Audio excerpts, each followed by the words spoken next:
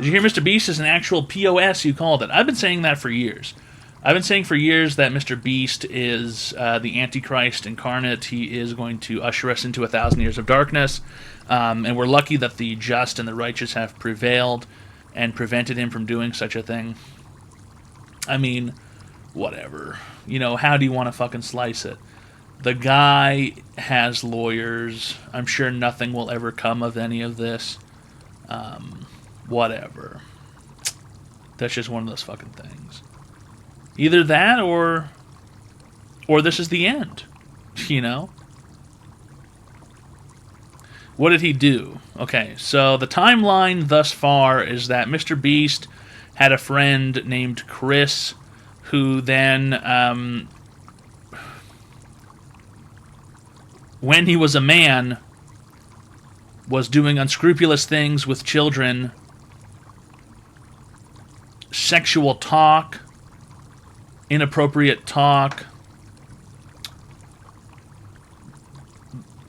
questionable memes, who then became a woman who is now also known as Chris, and she then also did some bad stuff to an employee. She coerced another employee into having sex many times, apparently. And then, yeah, and there's also that. There's a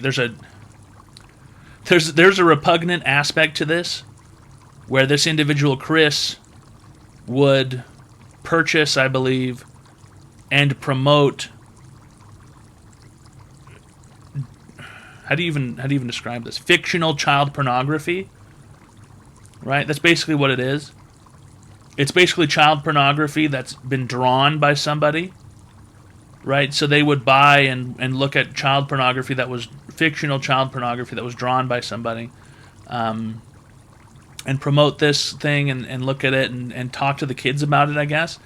And then the MrBeast aspect is that someone is saying he's been promoting illegal lotteries, he's been running illegal lotteries, he's been selling, essentially gambling to children,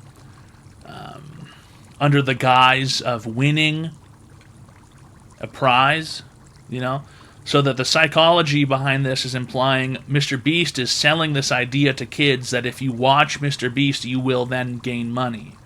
Right? Because MrBeast, all his videos would be like, hey, if you watch this video, you might win $1,000 if you watch this video. You might get a new car, you know, because his videos would be like, I'm going to give a new car to my 1 millionth subscriber. I'm going to give a car to my 10 millionth subscriber. Right, and so essentially there's this like background element saying, hey, you know, if you watch a MrBeast video, you're going to gain money, you're going to win money, blah, blah, blah. And MrBeast has a child audience, right? MrBeast has a child audience. And he's very obviously fostering this pedophile who's been watching, or who's been working with him the entire time. You know, it's a crazy situation. It's a crazy situation. That this guy runs a YouTube channel that is dedicated to entertaining children, yet he's personal close friends with a pedophile. And there's also an element where his other friend left, and now he preaches gospel online. And then another one of his friends left, and he would make these subversive messages about how MrBeast and his crew of people are bad. Right, so there's these people who left, and now they do these righteous things because I guess they feel bad about it. So, I don't know.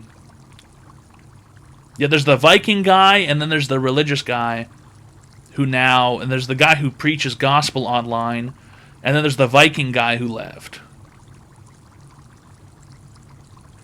Right? It's all very strange. It's a very strange situation. Chandler is the tall, skinny one who did the Bible readings. There you go. Okay, his name is Chandler, and he is now a religious zealot, and he preaches gospel online.